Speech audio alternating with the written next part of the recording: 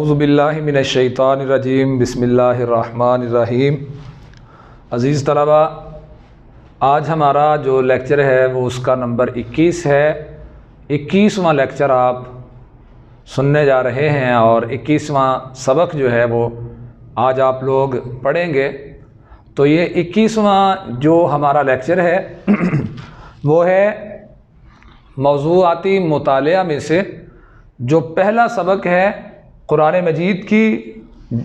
مجید کے متعلق، اور اس کے سبق کے 3 حصے ہیں۔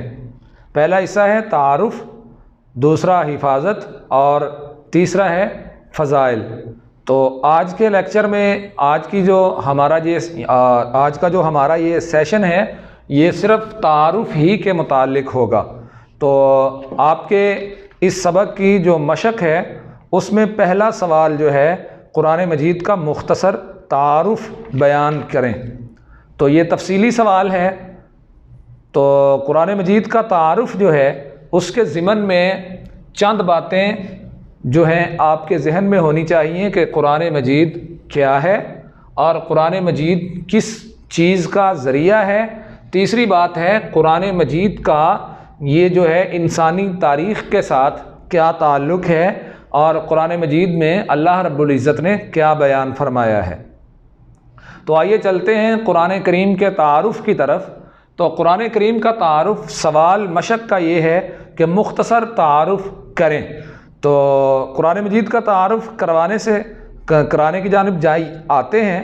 اللہ تعالیٰ نے انسان کو پیدا کیا، اس کی جسمانی اور فطری ضروریات پوری کرنے کے لیے مادی وسائل پیدا کیے، اور اس کے ذہن اور روح کی رہنمائی کے لیے بھی اہتمام فرمایا۔ خود انسان کو خیر اور شر میں فرق کرنے کی صلاحیت اور ضمیر کی آواز عطا فرمائی۔ اس کے علاوہ اللہ تعالیٰ نے انسان کی کامل رہنمائی کے لیے انبیاء کرام علیہم الصلاۃ والسلام مبعوث فرمائے۔ اللہ تعالیٰ نے انسانوں کی کامل رہنمائی کے لیے کیا طریقہ اختیار کیا؟ یہ ایک شارٹ کویسچن ہے، مختصر سوال ہے۔ یہ مختصر سوال جو ہے یہ آ سکتا ہے، آئے گا، اور ہر موڑ پہ، ہر پیپر میں، ہر جگہ پہ آپ سے یہ پوچھا جا سکتا ہے کہ اللہ تعالیٰ نے، اور ہر کوئی آپ سے پوچھ سکتا ہے۔ ضروری نہیں کہ بورڈ والے یا اسکول والے یا ہم آپ سے پوچھیں گے بطور ٹیسٹ کے، امتحان کے، بلکہ آپ سے کوئی بھی یہ سوال کر سکتا ہے کہ اللہ نے انسانوں کی رہنمائی کے لیے، ہدایت کے لیے کون سا ذریعہ اختیار کیا؟ تو اس کا جواب یہ ہے اللہ تعالیٰ نے انسان کی کامل رہنمائی کے لیے انبیاء کرام علیہم الصلاۃ والسلام مبعوث فرمائے اور ان پر کتابیں نازل فرمائیں۔ 2 ذریعے اختیار کیے اللہ تعالیٰ نے انسانوں کی کامل رہنمائی کے لیے۔ ایک تو انبیاء کرام علیہم الصلاۃ والسلام مبعوث فرمائے، اور دوسرا کون سا طریقہ تھا جو اللہ نے اپنایا؟ وہ تھا کتابیں۔ کئی نبیوں پر اللہ نے کتابیں نازل فرمائیں۔ اب آپ کے سامنے وہ کتابیں کون سی اللہ نے نازل کی، یہ تو آپ پہلی کلاس سے لے کر یہاں تک پڑھتے چلے آ رہے ہیں۔ آپ کو پتہ ہونا چاہیے کہ 4 کتابیں جو ہیں ان کے نام قرآن مجید میں بھی آتے ہیں، ہماری دینیات کی کتابوں میں بھی آتے رہے ہیں، کہ ان میں سے پہلی ہے تورات، پھر ہے زبور، تیسری ہے انجیل، اور چوتھے نمبر پر ہے ہماری قرآن حکیم۔ یہ 4 کتابیں اللہ تعالیٰ نے نازل فرمائی۔ ان کے علاوہ بھی اللہ تعالیٰ نے اپنے نبیوں پر ان کے دور کے لحاظ سے صحیفے نازل کیے، کتابیں نازل کیں، جن کا تذکرہ ہمارے پاس موجود نہیں ہے۔ ہمارے پاس یہی 4 کتابیں جو ہیں ان کا ذکر آتا ہے، تو ہمیں انہی کا علم ہے۔ تو اللہ تعالیٰ نے انسان کی کامل رہنمائی کے لیے انبیاء کرام مبعوث فرمائے اور ان پر کتابیں نازل فرمائیں۔ ہمارے نبی حضرت محمد صلی اللہ علیہ وآلہ وسلم اللہ کے آخری نبی ہیں۔ آپ چاہیں تو یہ جو بات ہے یہاں پر، یہ بات غور طلب ہے۔ آپ کا جو سوال ہے قرآن مجید کا تعارف بیان کریں، تفصیلی سوال، تو یہاں پر جہاں پہ میں پڑھنے جا رہا ہوں یہاں پر آپ نشان لگائیں اور اس عبارت کو اپنے ذہن میں رکھیں۔ یہ آپ کے سوال کا بالکل اتھینٹک اور موضوع کے مطابق جواب بنے گا۔ یہاں سے شروع ہوتا ہے کہ اللہ تعالیٰ نے انسان کی، یہ سوال کا جواب آپ کو لکھوا رہا ہوں۔ سوال کیا ہے؟ قرآن مجید کا تعارف۔ اس سوال کا جواب جو ہے وہ آپ کے سامنے اس کی ریڈنگ ہو رہی ہے، اسے آپ نے فوکس کرنا ہے، اور جہاں تک میں کہوں وہاں تک آپ نے پڑھنا ہے۔ پڑھنے کے بعد اس کو نشان لگا لینا ہے، اور اس کا چاہے تو خلاصہ آپ یاد کر لیں، چاہے آپ خلاصہ یاد کریں گے تو اس کو اپنے الفاظ میں ڈھال لینے کے بعد آپ نے اس کا اچھا اور خاطر خواہ اس کا جو ہے پوری ڈیٹیل کے ساتھ وہ مضمون آپ نے لکھنا ہے۔ تو آئیے قرآن مجید کا تعارف جو ہے وہ یہ ہے کہ اللہ تعالیٰ نے انسان کی کامل رہنمائی کے لیے انبیاء کرام علیہم الصلاۃ والسلام مبعوث فرمائے، ان پر کتابیں نازل فرمائیں۔ ہمارے نبی حضرت محمد صلی اللہ علیہ وآلہ وسلم اللہ تعالیٰ کے آخری نبی ہیں۔ اللہ تعالیٰ نے آپ پر قرآن مجید نازل فرمایا، یہ اللہ تعالیٰ کی آخری کتاب ہے۔ قرآن مجید کیا ہے؟ یہ حضرت محمد صلی اللہ علیہ وسلم پر نازل ہوئی اور یہ اللہ کی آخری کتاب ہے۔ تمام بنی نوع انسان یعنی تمام انسانوں کے لیے قرآن مجید ہدایت کا دائمی ذریعہ ہے، یعنی قرآن مجید دائمی کہتے ہیں ہمیشہ کو۔ تو یہ دیکھیے مختصر سوال بھی آپ کے سامنے ایک بنایا ہے کہ ہدایت کا دائمی ذریعہ کسے کہا گیا ہے؟ ہدایت کا دائمی ذریعہ قرآن مجید کو قرار دیا گیا ہے، اور پھر قرآن مجید تمام آسمانی کتابوں کی تصدیق کرتا ہے۔ قرآن مجید کے تعارف میں یہاں پر چند باتیں بیان ہوئی ہیں۔ پہلے نمبر پر قرآن مجید اللہ کی آخری کتاب ہے جو حضرت محمد صلی اللہ علیہ وسلم پر نازل ہوئی۔ دوسرے نمبر پر یہ تمام انسانوں کے لیے ہدایت کا دائمی ذریعہ ہے۔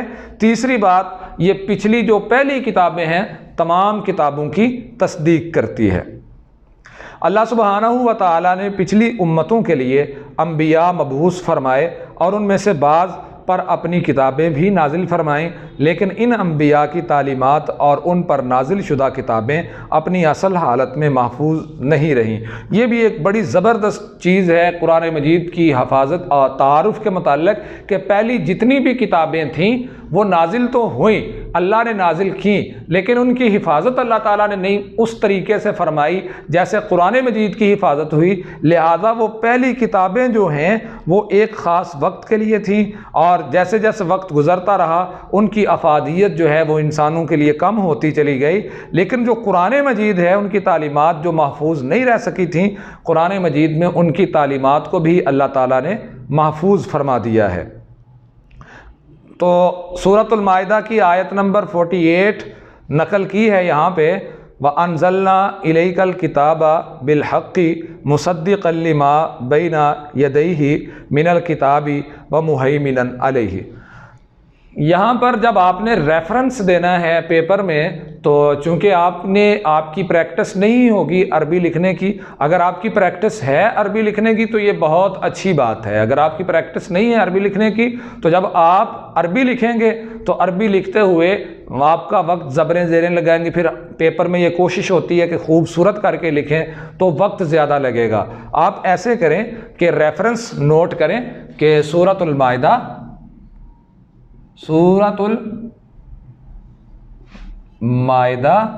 آیت نمبر 48 میں اللہ رب العزت کا فرمان ہے، اور تمہاری طرف جب آپ نے یہ لکھ دینا ہے کا فرمان، یہ ریفرنس دیا یہاں پہ، ریفرنس کے سامنے جس چیز کا ریفرنس دیا جا رہا ہے اسے نہیں لکھنا، یہ صرف یہاں پہ آپ نے یہ حوالہ لکھنا ہے، حوالے کے نیچے اصل عبارت جو ہے حوالے سے جو نقل کی ہے وہ اس کے نیچے لکھنی ہے۔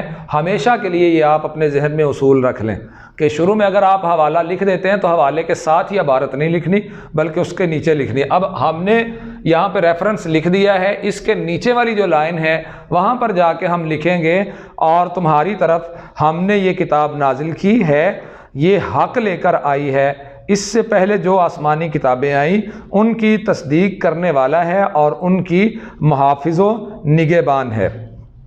قرآن مجید کا تعارف اس آیت میں کتنے حوالوں سے ہوا ہے؟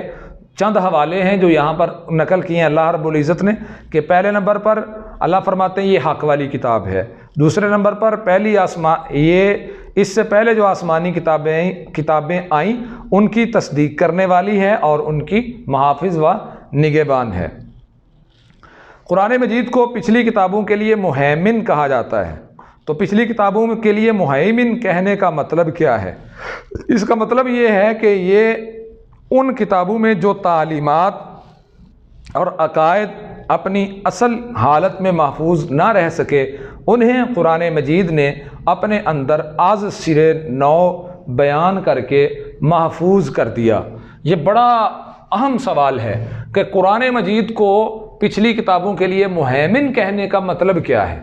یہ نوٹ کر لیں آپ کے کام آئے گا کہ قرآن مجید کو سابقہ جو کتابیں پہلے جو نازل ہوئی تھیں ان کے لیے مہیمن کہا جاتا ہے۔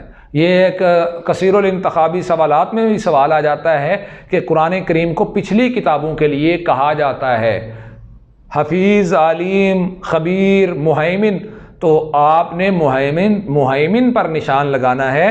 مہیمن کیوں کہا جاتا ہے؟ مہیمن کہنے کا مطلب کیا ہے؟ یہ ان کتابوں میں جو تعلیمات اور عقائد اپنی اصل حالت میں محفوظ نہ رہ سکے تھے، انہیں قرآن مجید نے اپنے اندر از سرے نو بیان کر کے محفوظ کر دیا ہے۔ یہی وجہ ہے کہ قرآن پاک کی تعلیمات پر پورے اطمینان سے ہر زمانے میں عمل کیا جا سکتا ہے۔ قرآن کریم ایسی کتاب ہے کہ انسانی زندگی کے تمام پہلوؤں کے متعلق رہنمائی کرتا ہے۔ قرآن کریم کیسی کتاب ہے؟ کس حوالے سے ہماری رہنمائی کرتی ہے؟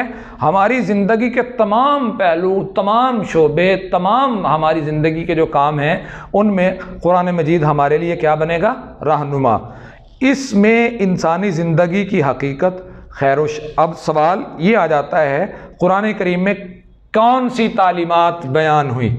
قرآن کریم میں کون سی تعلیمات بیان کی گئی ہیں یا بیان ہوئی ہیں؟ تو وہ تعلیمات کیا ہیں؟ اس میں انسانی زندگی کی حقیقت، خیر و شر، حلال و حرام، اخلاقی تعلیمات، غرض، زندگی کے ہر پہلو کے متعلق رہنمائی موجود ہے۔ اس میں انسان کی آخرت کی زندگی کے متعلق بھی تفصیلی معلومات ہیں، اور اس میں زندگی کی اہمیت کو نہایت پرتاثیر انداز میں بیان کیا گیا ہے۔ قرآن کریم انسان کی انفرادی زندگی، اس کی اجتماعی و معاشرتی حقوق و فرائض، اس کے معاشی و اقتصادی امور کے متعلق بنیادی ہدایات، سیاسی اور بین الاقوامی معاملات اور اخلاقی رویوں کے متعلق جامع تعلیمات پیش کرتا ہے۔ غرض، قرآن کریم انسانی زندگی کے تمام پہلوؤں کے بارے میں ضروری معلومات اور رہنمائی کا خزینہ ہے، اور اس میں وہ تمام باتیں وضاحت سے بتا دی گئی ہیں جن کا جاننا انسان کے لیے ضروری ہے، جس کے جاننے کا انسان کے پاس کوئی دوسرا ذریعہ نہیں ہے۔ یہ آج کا ہمارا لیکچر تھا، لیکچر نمبر 21، جو یہاں تک تکمیل کو پہنچتا ہے، اور یہ لیکچر ہے قرآن مجید کا تعارف اور مشق کا۔ اس سبق کی جو مشق ہے اس کا پہلا سوال بھی قرآن مجید کے تعارف کے متعلق ہے۔ اس پر غور کریں اور اسے پڑھیں اور اس پر پورا فوکس رکھیں، اور یہ 5 نمبر کا سوال ہوتا ہے جب پیپر میں آتا ہوتا ہے تو کوئی چیز ہمارے لیے غیر اہم نہیں ہونی چاہیے۔ اللہ سبحانہ و تعالی ہمیں مزید اپنی پڑھائی میں دل لگا کے پڑھنے کی توفیق عطا فرمائے۔